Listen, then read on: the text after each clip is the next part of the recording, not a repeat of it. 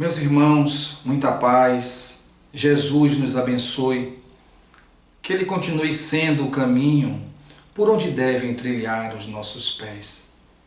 Meu nome é Cláudio Emanuel Abdala, estamos aqui a convite do Centro Espírita Estrela da Seara, essa casa que nós amamos, que há muito tempo proferimos palestras, e também tem algum tempo que não aparecemos lá.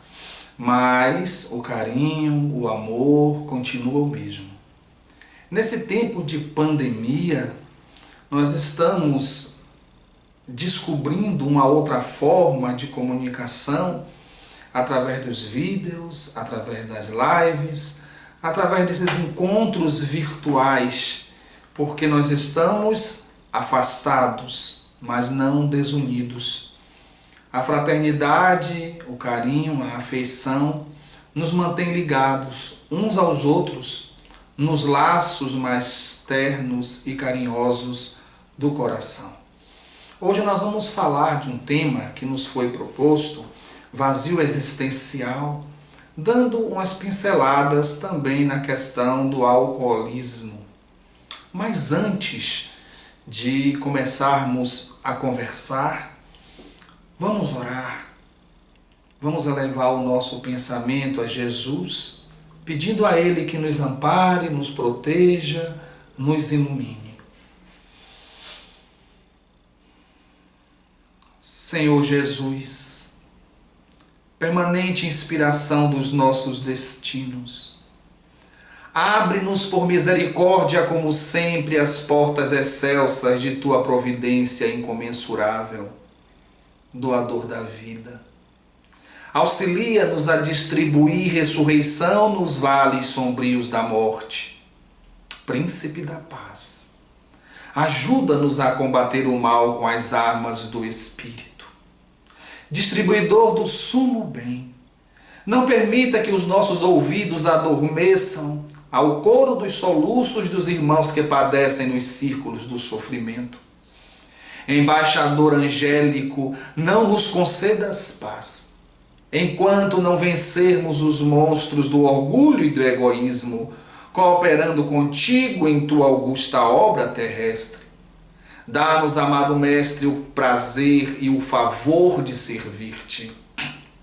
Que o Supremo Senhor do Universo te glorifique para sempre. Que assim seja. Meus queridos irmãos, minhas queridas irmãs, nós renascemos no planeta Terra e aqui há milênios nos encontramos através das encarnações sucessivas. O nosso planeta é um mundo de provas e expiações. É um mundo de quarta categoria na escala dos mundos.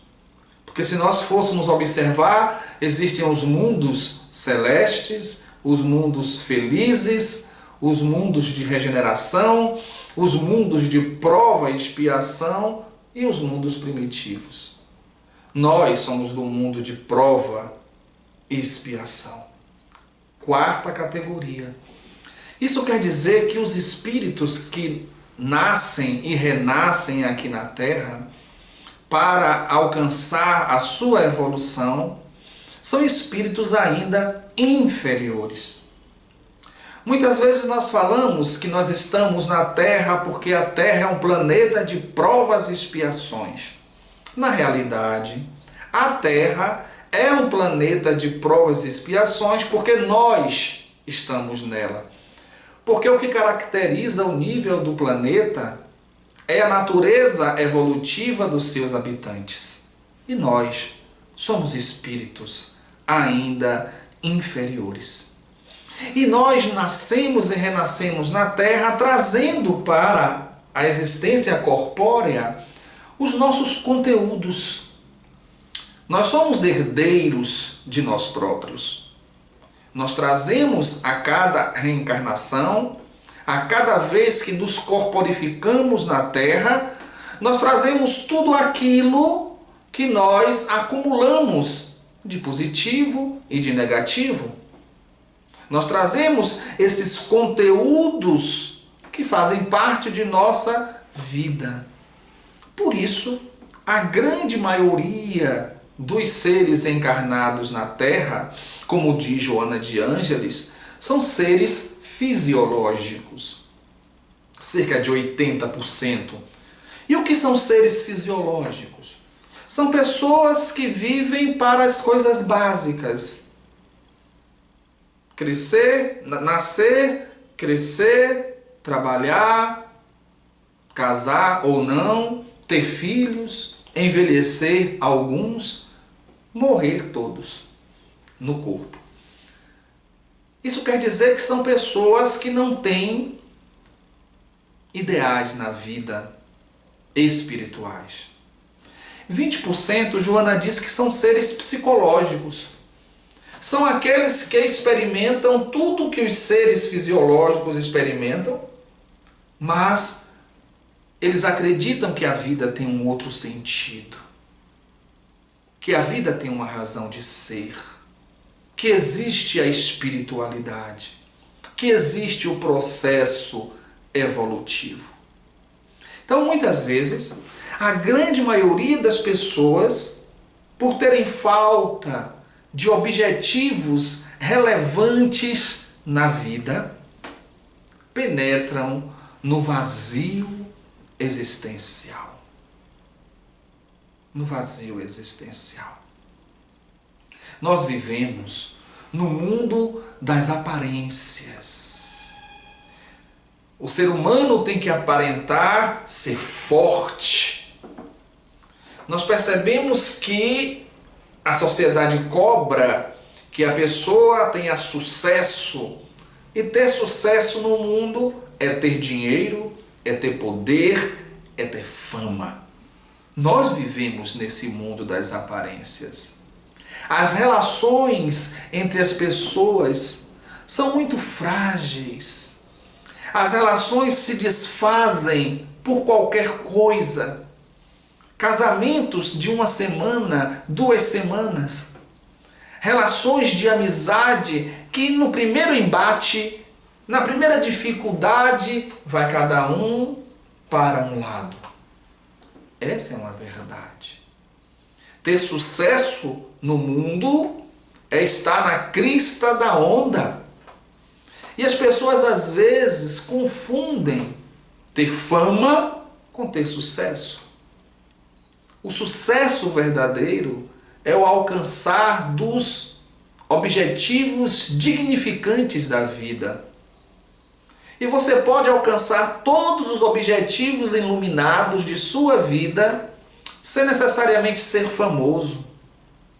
E às vezes a fama e o poder material trazem mais problemas, dificuldades, do que prazer, do que alegria.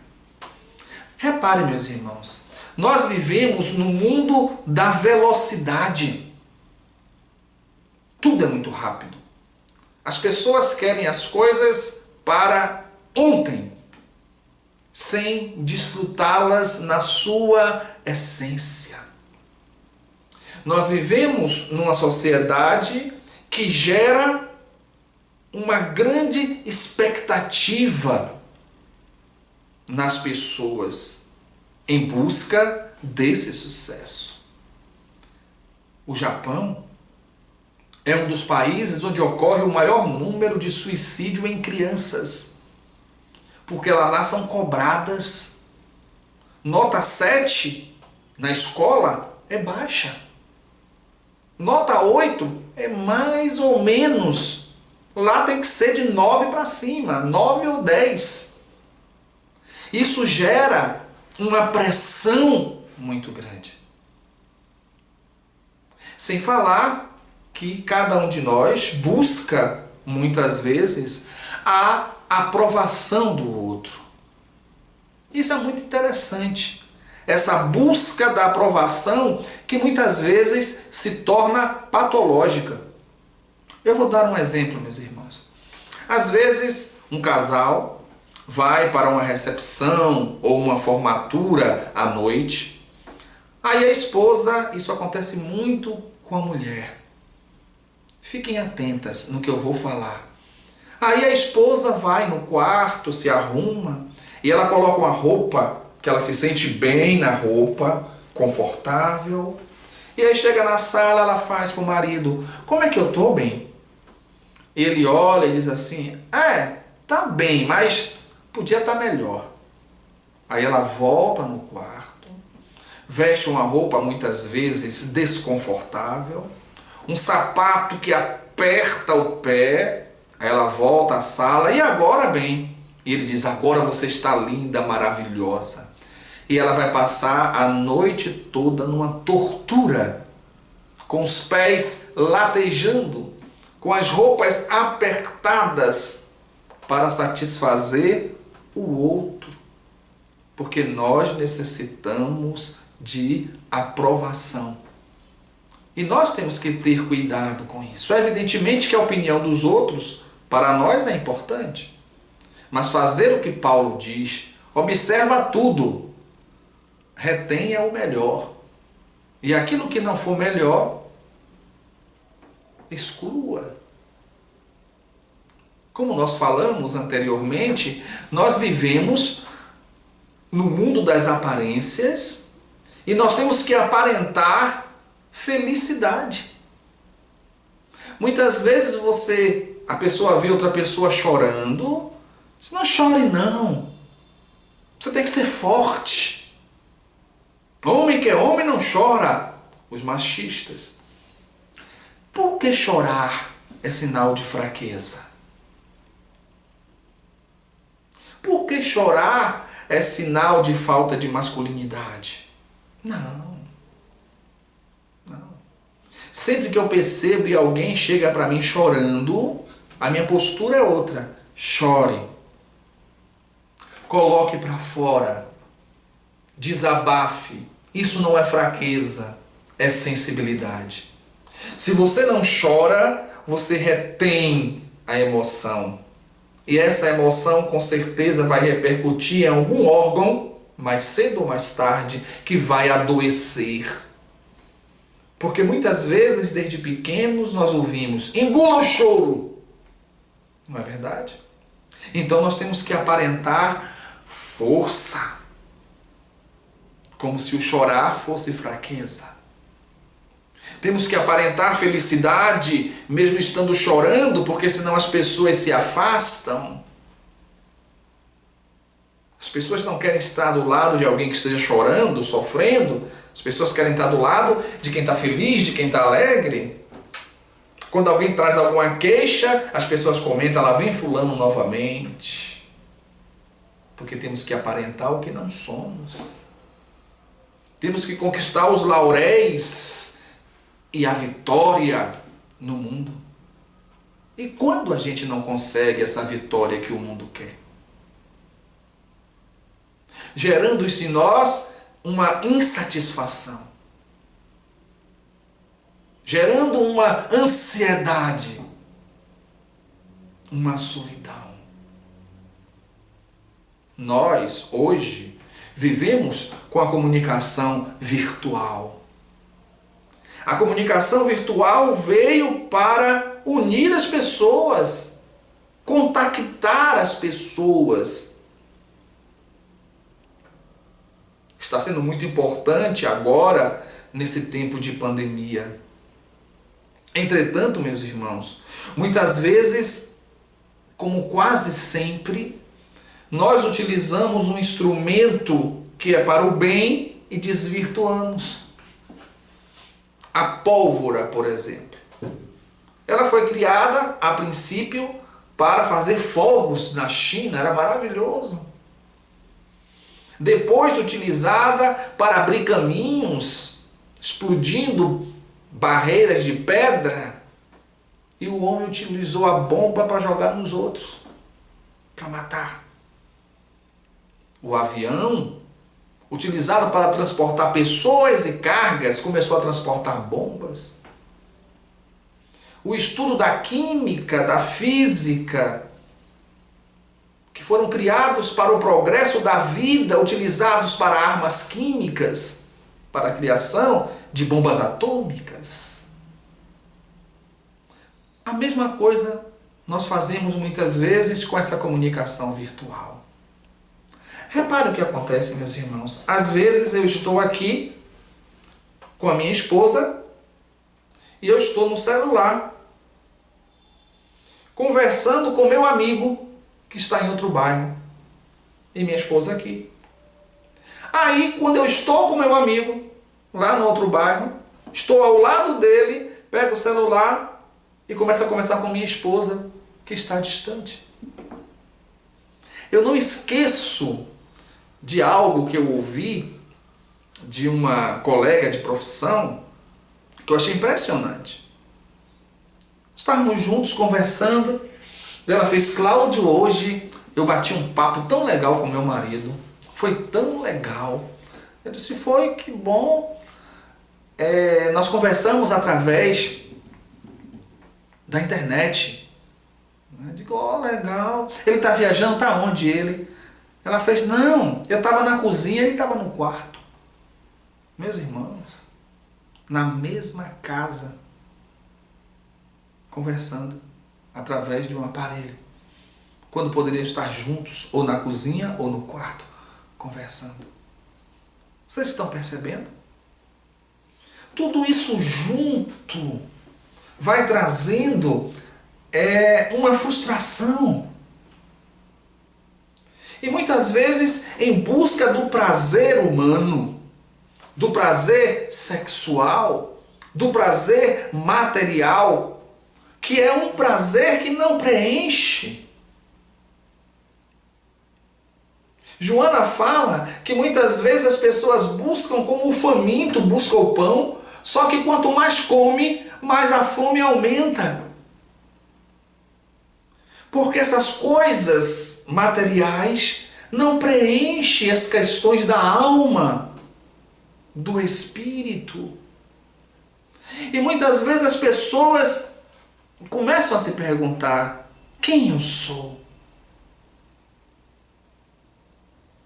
O que é que eu estou fazendo aqui? Qual o sentido da vida? E qual o sentido da minha vida? E por não terem um conhecimento espiritual, por não terem uma maturidade do senso moral, essas criaturas penetram num vazio profundo. As dores da vida sobre elas caem com todo o seu peso, porque não tem consolação. E em momentos como esse que nós estamos vivendo, do coronavírus, em que a percepção da finitude corporal é maior, porque a grande maioria das pessoas não pensam na morte do corpo físico. Não pensam. Lá no orfanato, na instituição que nós trabalhamos, no meio dessa pandemia, uma cuidadora chegou para mim e fez: seu Cláudio, será que eu vou morrer? Eu disse a ela: vai. Ela regalou os olhos. Eu disse: vai um dia, minha querida. A questão não é se você vai morrer, porque morrer fisicamente não é uma possibilidade, é uma fatalidade. O corpo vai morrer. Então a questão não é se você vai morrer, a questão é quando você vai morrer. Esse exemplo para que a gente perceba que as pessoas não atentam a pensar nisso. E a pessoa que está no vazio existencial, para ela a morte é terrível. Terrível. Porque ela não sabe de onde veio, para onde vai, o que está fazendo aqui, e não sabe por que sofre. Não sabe pelas provas por que passa. E muitas vezes, quando você pergunta: o que é a felicidade? Essas pessoas param: bem, não sei. E há um ditado que diz: quem não sabe o que procura, não entende o que encontra. Se eu não sei o que é felicidade, como eu vou criar estratégias para atingir a felicidade? Aí eu penso que a felicidade é ter a casa própria. E eu vou correndo atrás da casa própria. Consigo. A felicidade não vem junto. Mas deve ser o carro. Consigo. O carro não vem junto. Mas deve ser a casa na ilha. Eu consigo. E a casa não vem junto. A felicidade não vem junto, melhor dizendo. Ah, deve ser porque eu estou viajando um pouco. Vou viajar 4 vezes por ano para a Europa. Consegue viajar? E a felicidade não vem junto. Se a felicidade estivesse nas coisas materiais, os ricos não sofriam, não teriam depressão, não cometeriam suicídio, não viveriam na ansiedade, no desespero. A felicidade é uma conquista espiritual, uma conquista interna. E aí, quando consegue tudo o que imaginou e percebe que a felicidade não veio junto, o vazio vai aumentando, o vazio vai aumentando. E muitas vezes nessas frustrações, nessa falta de sentido da vida, nesse vazio existencial, as pessoas buscam preencher com outras coisas. E aí partem para a droga. Tanto as drogas lícitas como as drogas ilícitas. Como, por exemplo, no caso de nossa abordagem hoje, o alcoolismo. O alcoolismo, ele é um grave problema.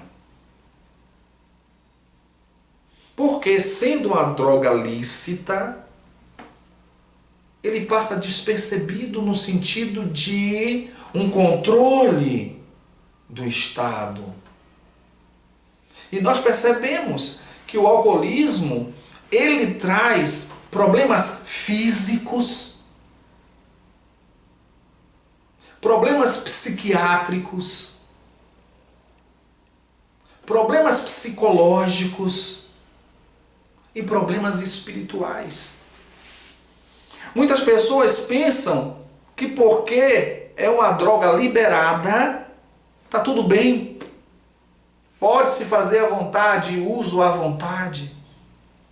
E não é verdade. Não é verdade. O cigarro também é uma droga liberada.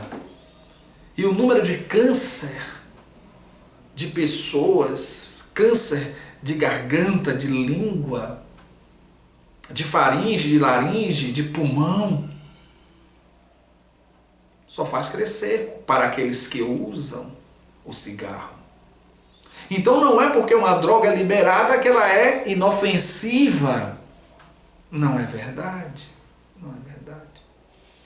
E nós percebemos que a origem dessa tendência a buscar o uso de alcoólicos são várias as etiologias, várias as causas. Crianças mal orientadas, porque o exemplo convence. O verbo deslumbra, encanta, esclarece, mas é o exemplo que convence. Então, crianças mal orientadas podem entender. Temos casos de crianças que começaram a beber com 12 anos. Quantos vídeos nós observamos de pais e mães com um copo de cerveja, com a criança no colo, dando a criança na boca? Quantos e quantos e quantos casos? E o álcool, apesar de ser uma droga liberada, vicia, causa dependência física e problemas dolorosos. Então, crianças mal orientadas, jovens em desalinhos de conduta, adultos e idosos instáveis, normalmente estão buscando as drogas. E dentre elas, o álcool. É muito comum você ouvir a pessoa dizer assim, não, porque eu sou muito tímido, aí quando eu bebo, eu me solto, eu fico mais alegre, eu fico... Porque o álcool age no lobo frontal, onde está a censura. Na realidade, não é uma liberação positiva. É induzida por droga, pela ação do álcool. Uma vez um amigo meu me disse: Cláudio, você bebe? Eu disse: não. Ele disse: eu bebo sim, eu bebo para ficar feliz. E eu disse a ele: eu não tenho essa necessidade, eu sou feliz sem beber. E aí fui ao esclarecimento: meu querido, você não tem que buscar um estímulo externo para você ser feliz. Você não tem que entregar a sua felicidade num copo de cerveja ou de uísque. Não é a ele que você deve entregar-se para buscar a felicidade. A felicidade é uma conquista que faz com que aonde você esteja, em qualquer circunstância que você passe, você esteja feliz. A utilização do álcool causa a degeneração dos centros nervosos, podendo causar delírio, podendo causar alucinações. Não é fácil. Não é fácil. Porque, como toda droga, o que é que acontece? A pessoa experimenta a primeira vez, por curiosidade, ou por estar em desespero, ou porque um colega que gosta muito ofereceu. Então a pessoa usa a primeira vez. E como ele estimula a liberação de algumas substâncias, de alguns neurotransmissores que dá prazer, a pessoa sente um bem-estar naquele momento. E aí ela quer reproduzir. Ela quer sentir de novo aquele bem-estar. E torna a utilizar. E ela vai utilizando, e ela vai utilizando. Só que o organismo vai acomodando, acomodando. Isso quer dizer que, para ela sentir o mesmo efeito, ela vai ter que usar doses cada vez maiores. Por isso a overdose. Na busca de sentir aquele prazer que sentiu antes, toma a mesma dose e não sentiu, aumenta, e aumenta, e aumenta, até que o organismo não mais suporta. E termina tendo uma morte trágica, considerada como um suicídio, espiritualmente falando. Se nós fôssemos listar aqui os estragos que o álcool faz, a gente passaria aqui o dia inteiro listando. Vamos citar alguns: intoxicações. Não apenas pelo uso excessivo, como às vezes por uma contaminação na produção, de quando em vez nós ouvimos falar, tantas pessoas morreram intoxicadas com a cerveja tal, com o uísque tal, por contaminação no preparo. E intoxicações por excessos. A utilização do álcool pode gerar uma euforia que parece alegria. Mas euforia não é alegria. Euforia é o desequilíbrio da alegria, porque até para ser alegre temos que ter educação. A alegria que traz prejuízos não é alegria, é euforia. Inclusive, euforia pode levar até ao infarto. Quantas pessoas já infartaram durante um jogo de futebol? Torcedores. Quando o seu time ganha, ele entra naquele estado de euforia, o coração morre. Então o uso do álcool traz isso, euforia, e depois depressão. Depressão. Porque depois que passa o efeito, a pessoa percebe muitas vezes o ridículo a que se expôs, observa os danos. Por isso, inclusive, uma das orientações para quem está nos ouvindo, que tem um parente, um amigo, um esposo, uma esposa, que chega em casa totalmente alcoolizado e de repente vomita, e vomita muito, e termina se encostando na parede, pega no sono ali, junto ao vômito, é deixar lá. É deixar lá. Porque muitas vezes o uso do álcool faz com que no outro dia a pessoa não lembre de nada que aconteceu. E aí se você pega, dá banho, coloca na cama, deixa lá bonitinho, limpa o lugar que ele vomitou e ele acorda de manhã como se nada tivesse acontecido. É deixar ele lá. Observa para não ter nenhum engasgo por causa do vômito. Deixa ele dormindo lá. De manhã, quando ele acordar, ele vai perceber a situação em que ele se encontra. E isso pode convidá-lo a refletir sobre a vida. O álcool pode trazer cirrose hepática, que normalmente termina sendo fatal. O fígado endurece, perdendo as suas funções. Pode trazer demência por morte de neurônios.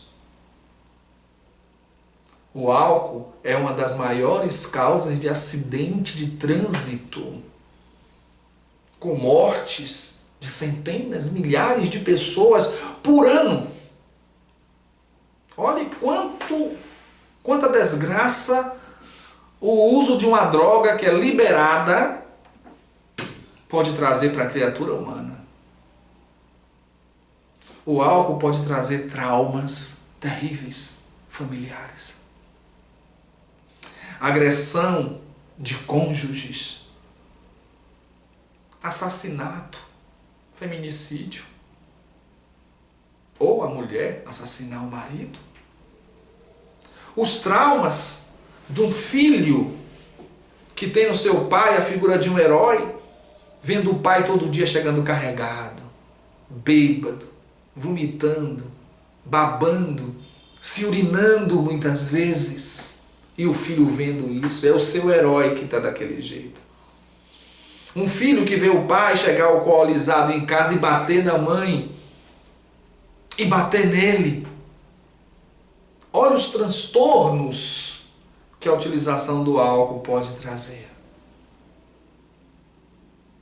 Inclusive a morte. Então muitas vezes as pessoas portadoras de traumas e pessoas que se encontram no vazio existencial. E esse vazio existencial não é que a pessoa não tenha potencialidades, ela tem. É que ela ainda não conseguiu se perceber e o foco dela está nas coisas materiais. E quem vive para as coisas termina se coisificando, virando coisa também. E ainda tem um detalhe. Segundo Joana, muitas vezes, a pessoa que se torna dependente, alcoólatra, ela traz isso de vidas passadas. Muitas vezes, na vida passada, era um boêmio, uma boêmia, vivia daquela forma voltada unicamente para os prazeres da bebida, do sexo, das orgias. Reencarna, ainda traz consigo essa tendência, porque nós falamos que nós somos herdeiros de nós próprios. E muitas vezes essa tendência, para que a gente possa reagir, muitas vezes nós nascemos num local onde há a possibilidade da coisa acontecer, para que a gente crie resistência. Não, eu não vou. Sem falar que muitas vezes os amigos, os comparsas daquela vida desregrada, não reencarnaram ao mesmo tempo. Aí a pessoa vem e eles, do mundo espiritual, por afinidade, se aproxima das pessoas e induz, influencia. Vamos tomar uma. pessoa está em casa, meio-dia, a esposa faz aquela feijoada gostosa, aquele cheiro. Aí o Espírito vem e diz, está pedindo uma para poder abrir o apetite. A pessoa vai lá achando que é ele mesmo que está querendo sozinho, né? Abre a geladeira, pega lá a cerveja e joga para dentro, e joga, e não vai ser uma só. E aí passa a tarde toda. Entra pela noite. Então, são fatores diversos.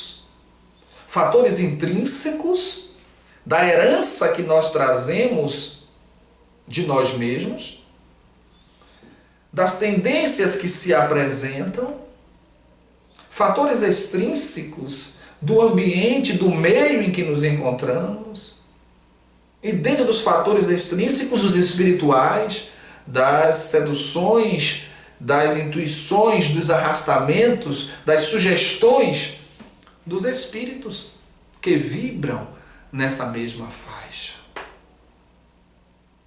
Mas não há mal que não tenha remédio. Não é verdade? Nenhum espírito é fadado ao sofrimento eterno. Nenhum espírito é fadado à dor eterna, ao desequilíbrio eterno, à escuridão. Não. Somos espíritos cuja destinação é se transformar em anjos, em espíritos iluminados. Então, no caso do alcoolismo, que está somado com esse vazio existencial, vamos buscar as esferas para cada coisa. No caso do alcoolismo, o médico. No caso, o ideal seria um psiquiatra para dar as orientações necessárias, entrar com as condutas, com as medicações se necessárias. A terapia, nas suas diversas correntes, seja a psicanálise, seja a analítica, seja a transpessoal, essa terapia é importante para essa pessoa fazer. Orientação aos familiares.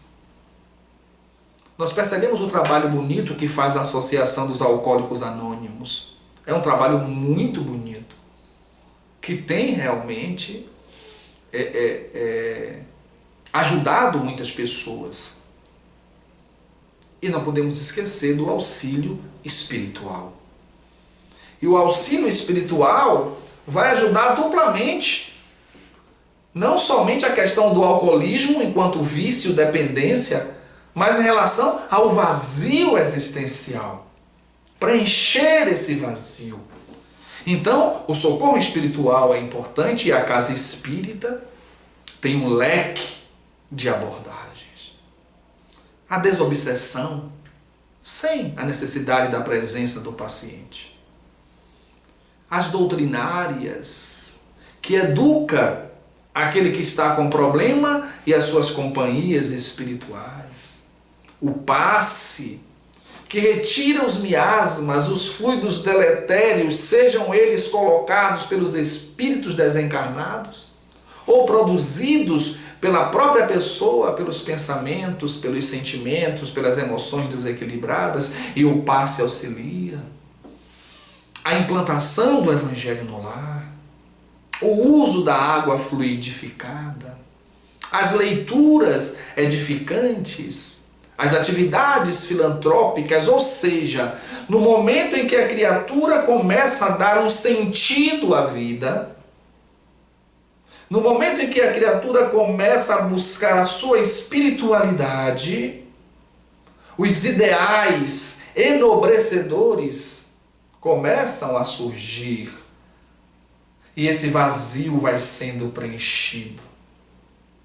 E no momento que esse vazio vai sendo preenchido com essas atividades, com esses objetivos, com esses ideais, o desejo de buscar no álcool ou em qualquer outra droga a felicidade, a paz, vai diminuindo. É como se você comesse açúcar e de repente provasse o mel. Há uma diferença fantástica. Não é verdade?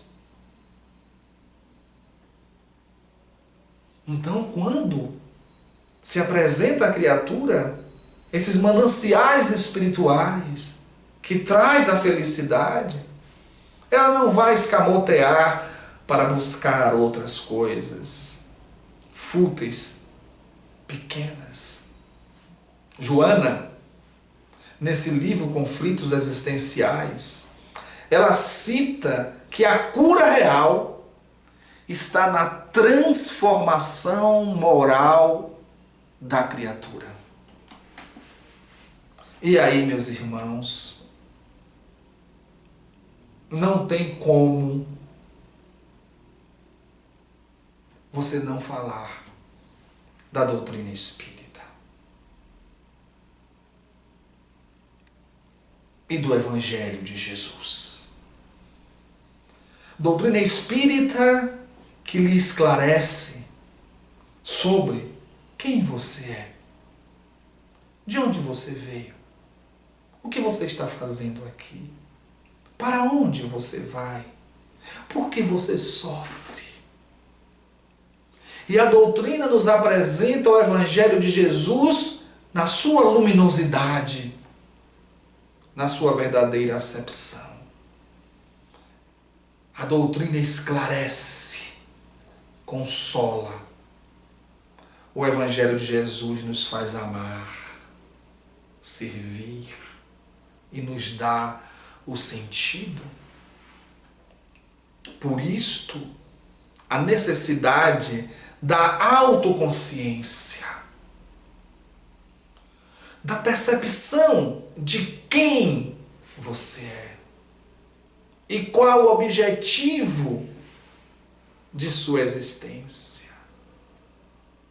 O descobrir das suas potencialidades.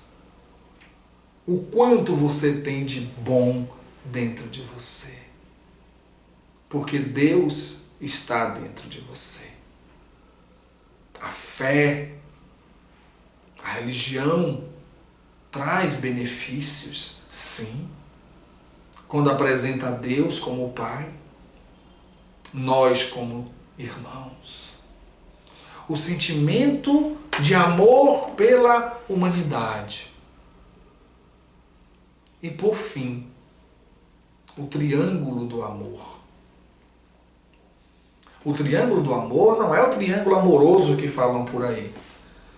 Porque no triângulo amoroso, A ama B, que ama C, que ama A. Não. O triângulo do amor foi Jesus que nos ensinou. Quando perguntaram a ele qual era o maior mandamento da lei, ele disse: ama a Deus de todo o teu coração, de todo o teu entendimento, de toda a tua alma. Mas tem um segundo mandamento que é semelhante ao primeiro. Ama o teu próximo como a si mesmo. Isso forma um triângulo. Amar a Deus, amar a mim mesmo e amar o meu próximo, que deve amar a Deus, a si mesmo e a mim. Mas cabe a mim fazer a minha parte e ao próximo fazer a parte dele. Em linhas gerais, o vazio existencial é preenchido por Deus e por tudo que Ele traz de perfeito e de belo. E esse vazio vai ser preenchido com conhecimento, com o autoconhecimento, com o amor e com a prática do amor. Porque a caridade é o amor trabalhando. E o amor é o combustível da caridade. Meus irmãos, nós queremos agradecer a vocês pela oportunidade. Lembrar que às vezes nós falamos muito, porque nós precisamos falar muito, porque nós somos ainda imperfeitos. Os espíritos nobres pegariam tudo que eu falei e poderiam resumir em uma frase. Eles têm um poder de síntese e de amor. A gente precisa falar, repetir muitas vezes. Quero agradecer a vocês a oportunidade. Dizer que nunca é tarde para começar. Dizer que nunca é tarde para recomeçar.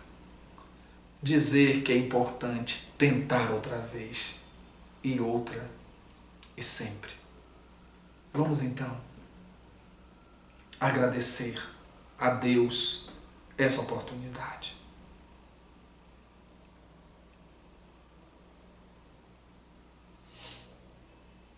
Pai, dá-nos a tua bênção. Ampara-nos a esperança. Ajuda-nos o ideal na estrada imensa da vida. Seja para o teu coração cada dia o nosso primeiro pensamento de amor. Para a tua bondade, nossa alegria de viver, Pai de amor infinito, estende-nos tua mão, generosa e santa.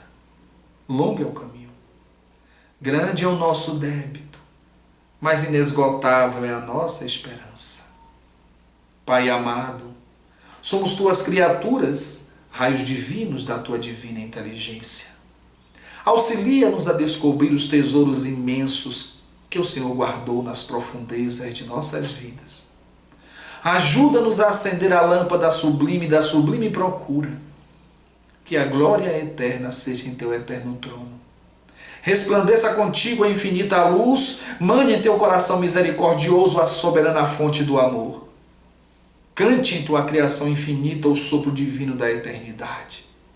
Seja a tua bênção, claridade aos nossos olhos, harmonia aos nossos ouvidos, movimento às nossas mãos, impulso aos nossos pés, no amor sublime da terra e dos céus, na beleza de todas as vidas, na progressão de todas as coisas, na voz de todos os seres, glorificado sejas para sempre, Senhor. Obrigado, meus queridos irmãos e minhas queridas irmãs. Que Jesus nos abençoe. Muita paz.